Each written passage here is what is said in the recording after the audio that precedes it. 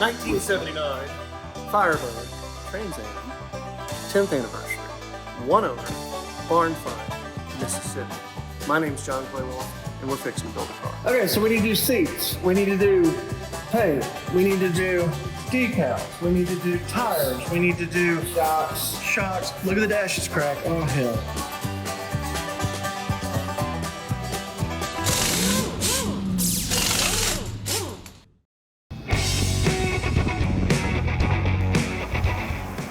She was definitely in the barn for 30 years, but there's nothing that we can't bring back to life.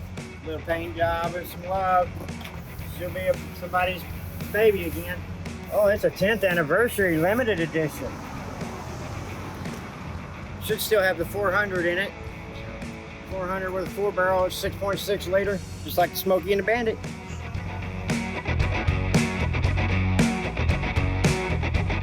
Mike the mechanic, aka Squirrel. This is the dude that is joining our television show that we're working on.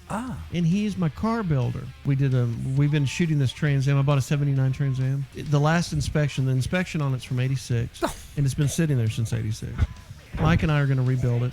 I is a strong word. The I part of that is more direction and funding. This would hold there? It just goes down? Okay. It'll hold it long enough to get us off of here?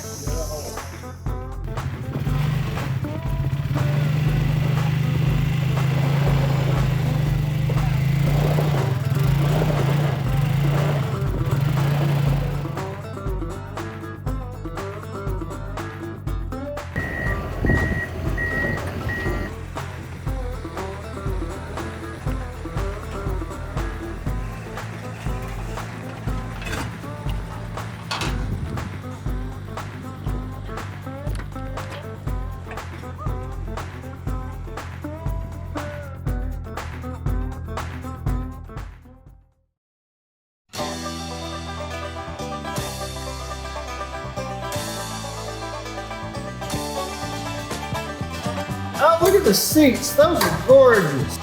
Smells like an old knee brace or something in there. Funky old sweaty athletic knee brace is what it smells in there. The etching on the gate for the transmission, you see how it's just colored? Mm-hmm. That's that little stuff I'm talking about. Mm-hmm. That's the stuff that people don't finish when they start these. And you gotta do the details. The devil is in the details. Cars bring more money when they're back to factory spec. Everybody geeks them out, molests them, screws them up. I want her to be like 1979. That's fine. And this might even be cleanable and savable too once we put some Scotch-Brite and some love to it. It's still solid. And it knocks through. So it's all gonna be savable. It's surface. Yep. Okay. It's all gonna be savable. You know, Okay, so we need to do seats. We need to do paint. We need to do decals. We need to do tires. We need to do shocks. Look at the dashes crack. Oh, hell. a little bit of dash padding, repadding. So the good news is I paid $500 for this sled. The bad news is I got $1,500 in transport in it, and we're fixing to spend some real money. I think the target for the car is, just guessing, I haven't really researched it because I didn't want to think about it until I saw it. I think it's 50 grand. So this car is going to make money. Oh, really? Yeah. Oh, shit. Damn, dude. Did you get that? Get into the frame rail. Let's see. Injury on the first day. This is the first car we ever brought into GMTV Garage. So this is a big moment for me. Yeah, so we can throw it up and look at underneath and see what we have to do there. And then it gives you the, we can get it up and get under the motor, get under the drivetrain. And it'll go up and down and up and down. This thing will be on here for a while until we pull it out to send it to the paint shop. Yeah, he was a farmer in Mississippi. His daughter passed away. This was her car. And he put it in the barn, and it's been sitting there since '85, I believe.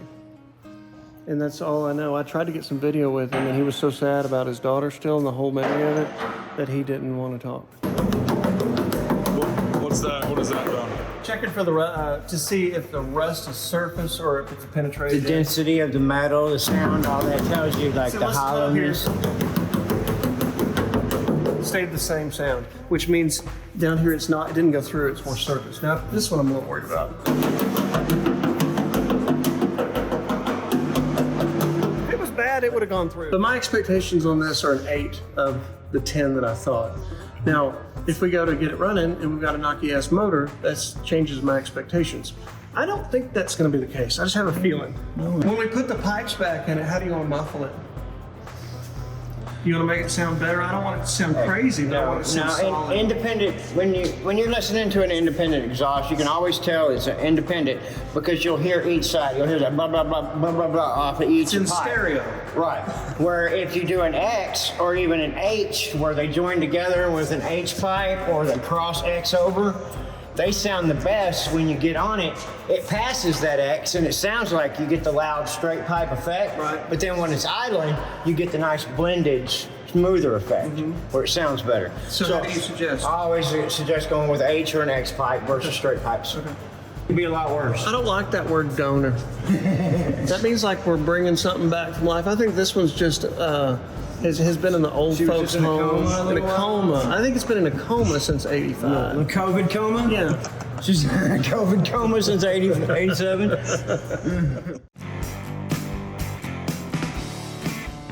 These old cars can turn into art pieces. They are like Picassos. You have to know your stuff. Girl, she's drug her feet the whole time. She drug her feet from the time we pulled her off the trailer. Drug her feet trying to get her in the shop. Start taking things apart. She's pretty stubborn. When I pulled the air cleaner off this morning, it was literally pecans and leaves from here to here, all underneath, about 20 pounds worth in the trash can. Just 2 carcasses, 1 rat and 1 squirrel. The mechanic like, how long is it going to be? You'll see on the video. I'm like, how long is this going to be to get ready? Sure. 2 months. I'm like, the biggest lie told today by a human being was you telling me it's going to take us 2 months to restore this car. Right. So we'll have it by Christmas, or you'll do it for free, right? Well, I didn't say that. All right, he's a good guy. But I bet it takes, I bet next summer is when it's ready.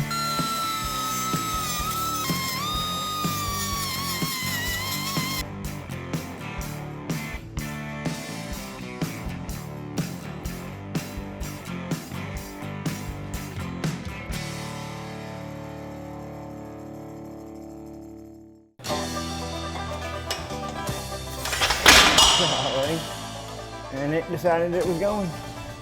Let's see what she drank. Budweiser. Budweiser. Oh, I think we were the Budweiser drinker.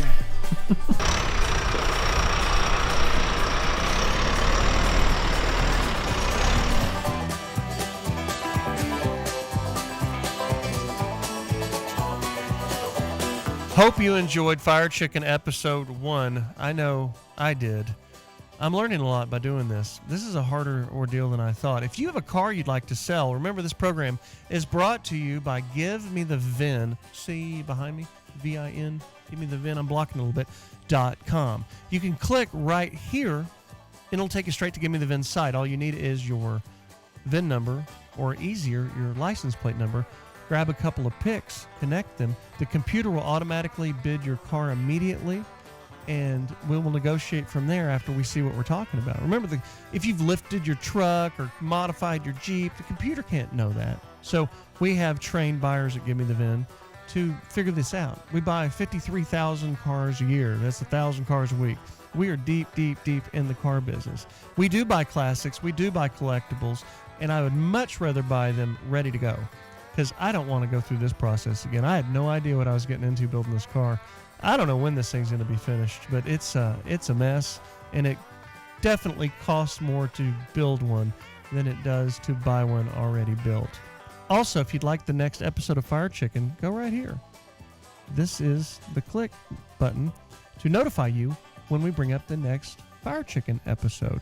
We're on the radio every Saturday morning all over the country. It's the John Clay Wolfe Show. We stream it here live on YouTube. See you soon.